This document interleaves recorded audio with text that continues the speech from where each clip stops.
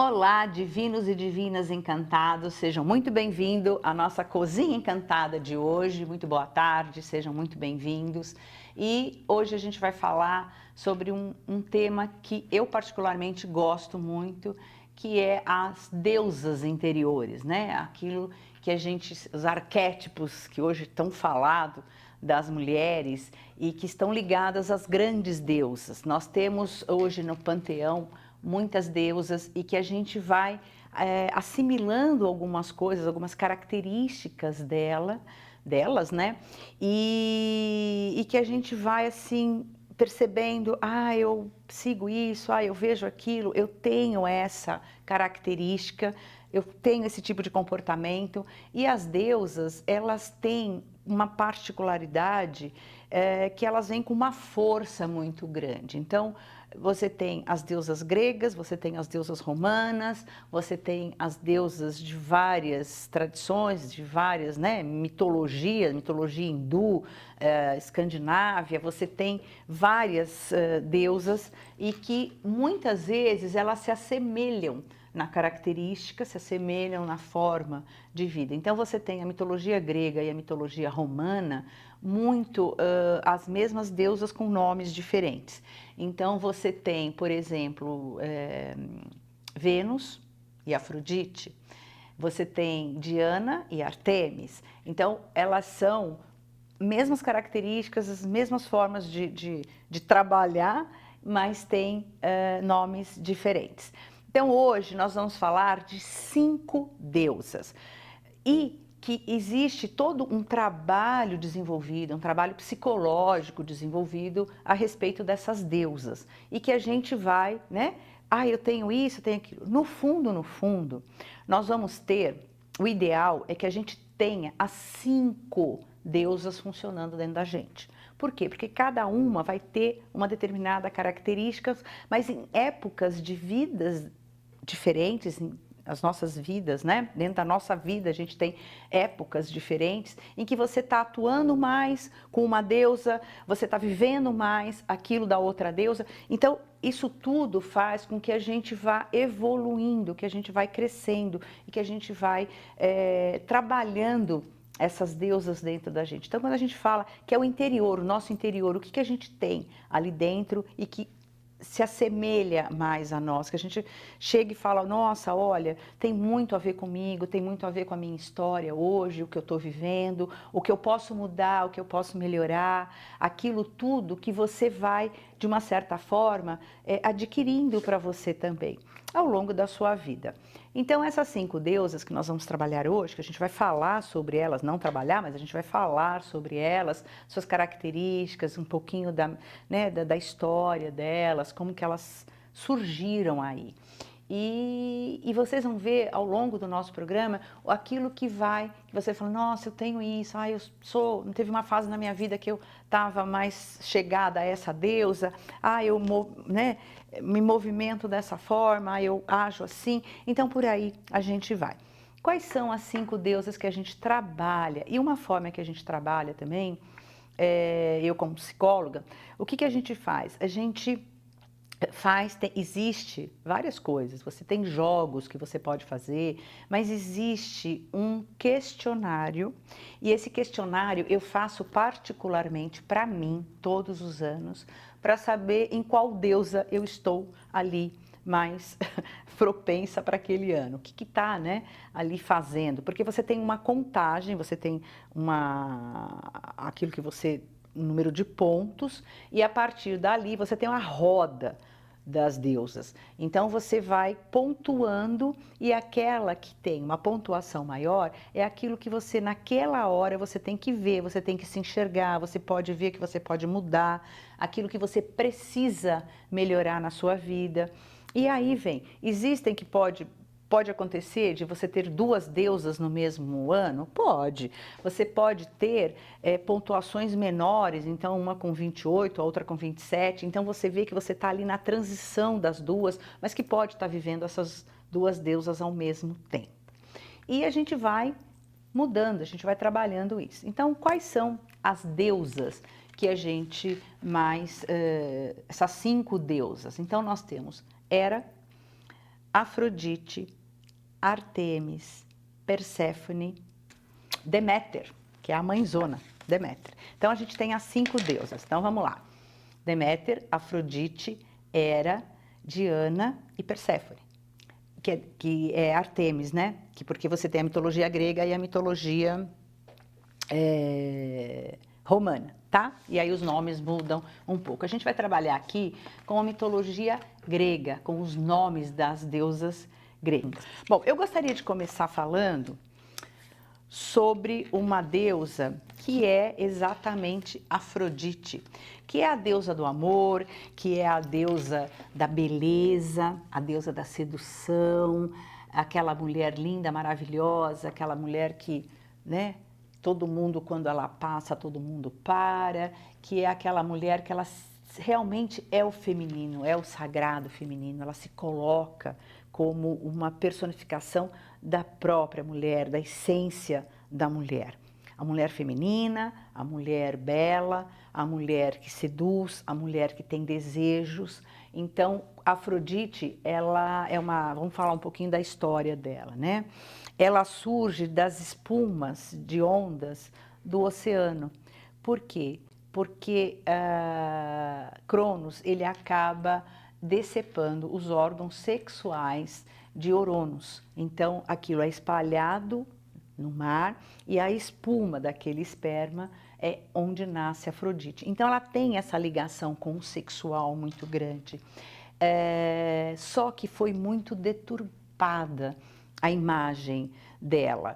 Por quê? Porque ela não era a deusa naquela época, ela era a deusa que trazia coisas positivas, não hoje como é aquela mulher que seduz, a libidinosa, a mulher vulgar, aquela mulher que vai seduzir por seduzir, que vai usar roupas extravagantes. Então, isso foi muito deturpado ao longo dos anos. E isso acontece principalmente por causa da religião católica. Então, aquela coisa do pudor, que não pode ter um decote, que não pode ter uma roupa diferente, que não pode ter a sua personalidade de forma mais extrovertida, mais exuberante. Ela sabe o poder que ela tem, ela sabe a forma como ela deve lidar com as pessoas.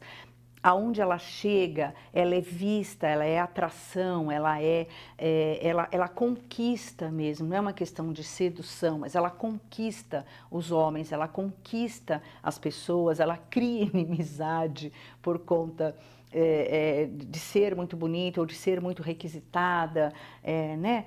E as outras, com relação às outras mulheres. Então, ela sabe o poder dela, ela sabe trabalhar com o feminino dela. Bom,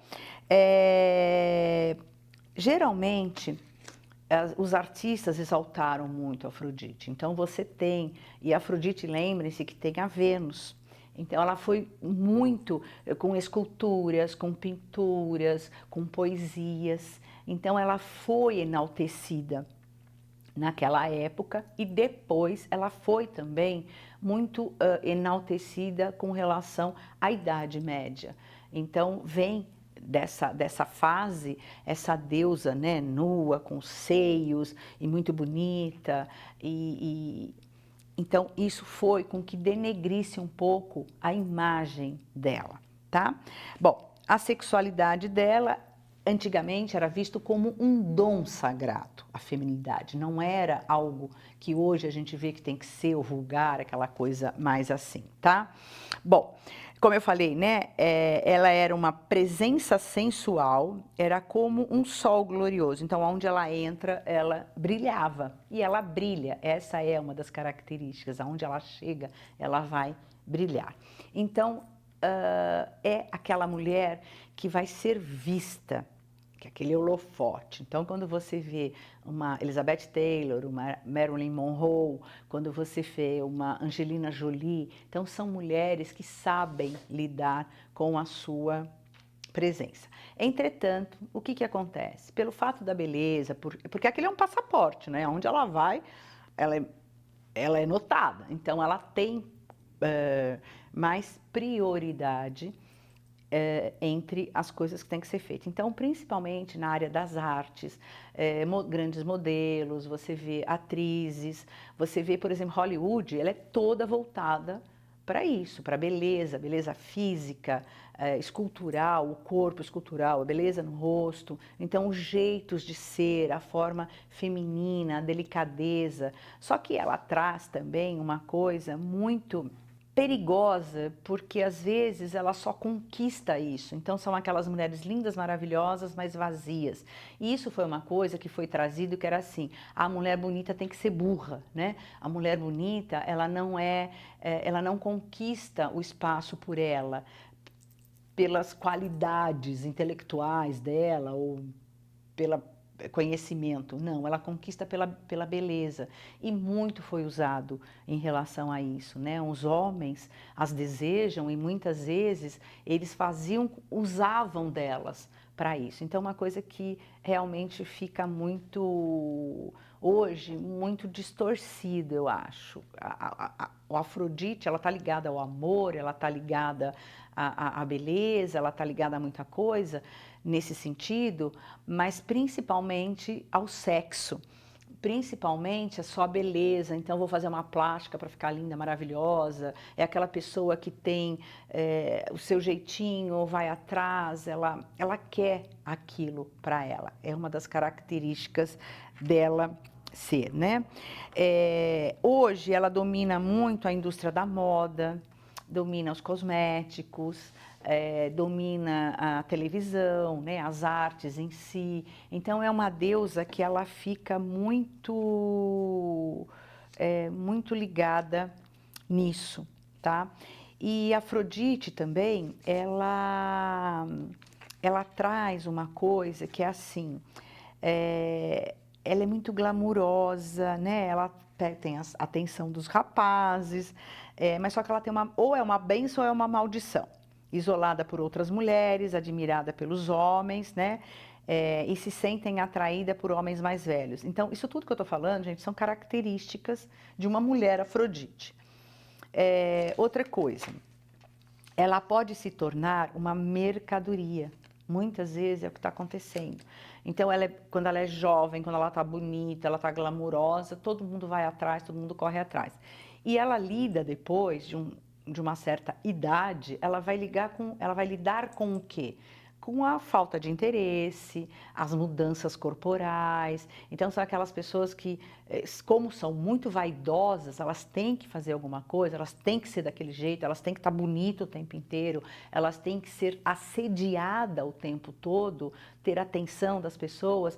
Muitas vezes isso, com os anos, isso vai passando, isso vai terminando, e aí elas vão se sentir frustradas, elas vão se sentir usadas, elas vão se sentir como se elas não valessem, como se elas fossem uma troca, uma mercadoria, tá?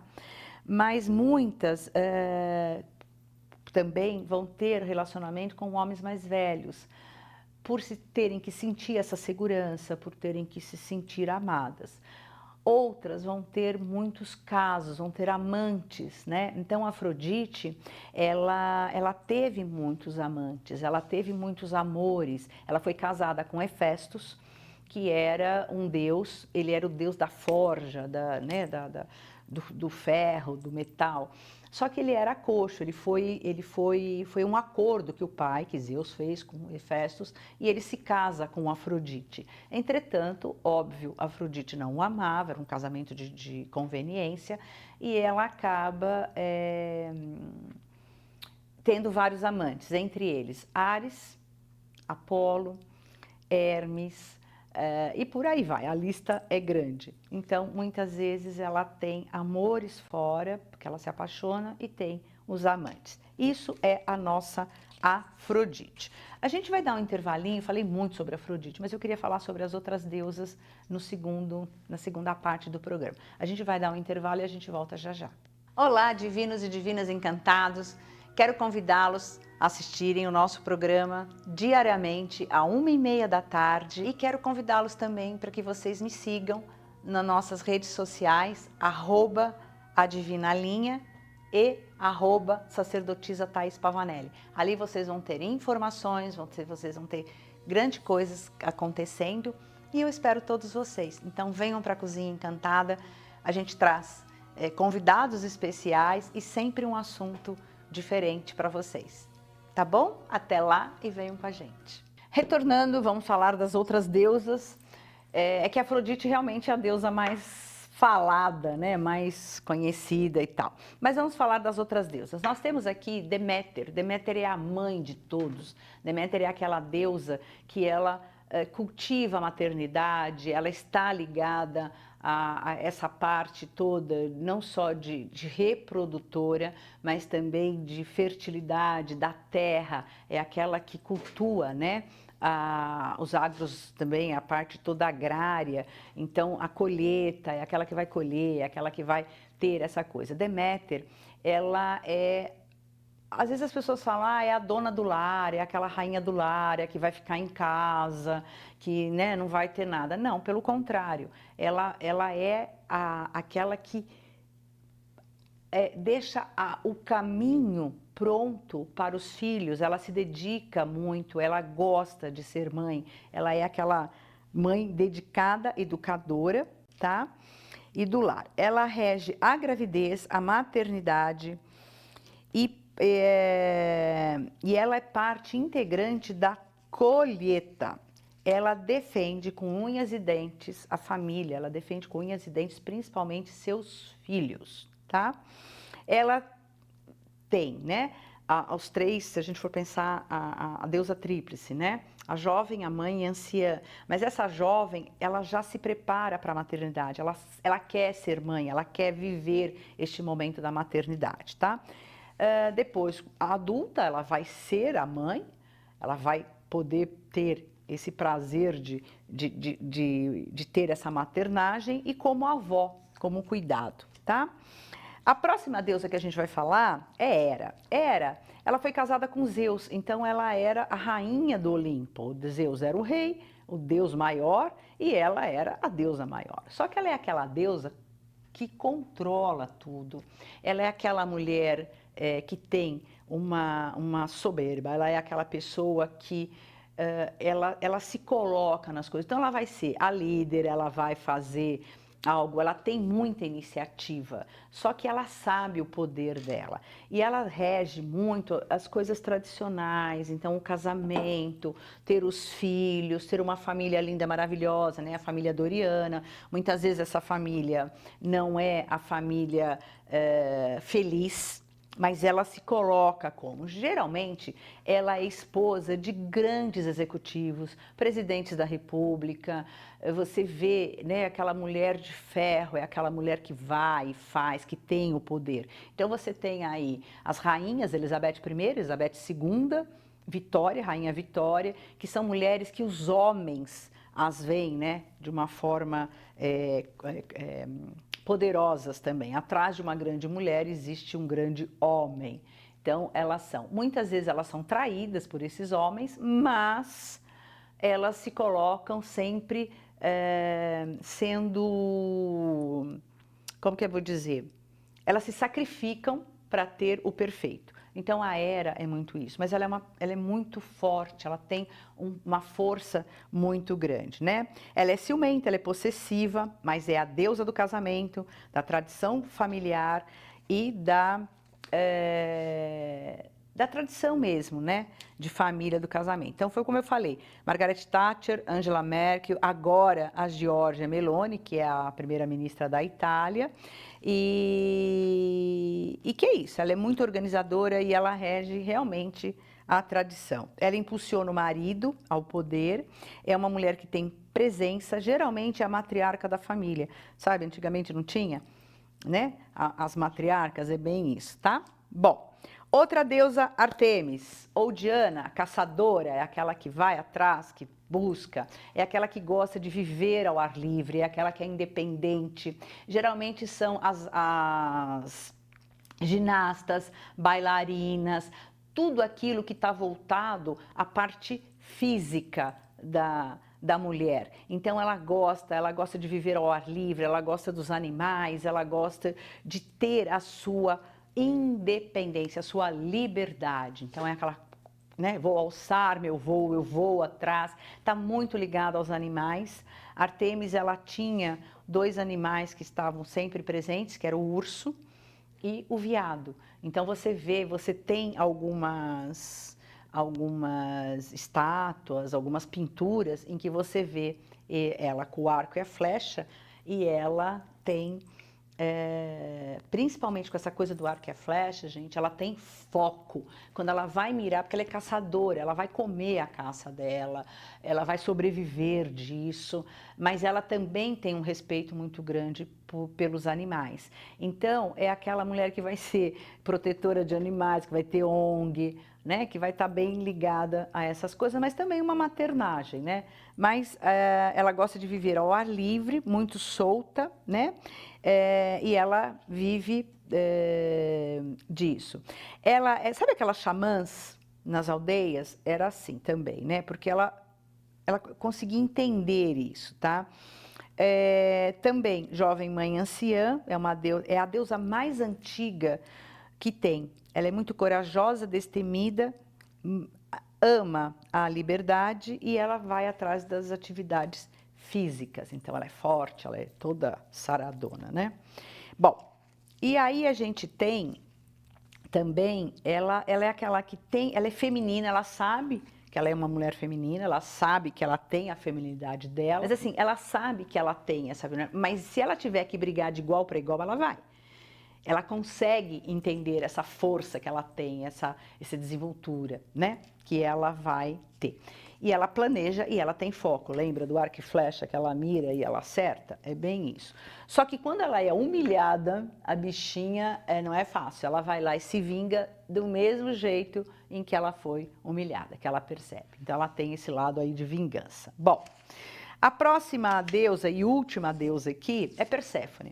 Perséfone é uma deusa um pouco complicada. Para mim, ela é complicada, entretanto, ela é uma deusa em que ela era uma donzela, ela era uma criança, uma adolescente, e ela estava um dia com as outras meninas e colhendo flores, e de repente a terra se abre e Hades a puxa para o mundo avernal, que é o mundo que hoje chamamos de mundo inconsciente, o submundo. O que acontece? Ela grita, ela esperneia, ela não quer ficar, ela quer ir embora, ela chama pelo pai, por Zeus, e ela não é ouvida, e Hades a leva para esse mundo. Só que é feito um acordo e ela passa a ficar 6 meses aqui para cima, né, da Terra, e 6 meses para o mundo avernal.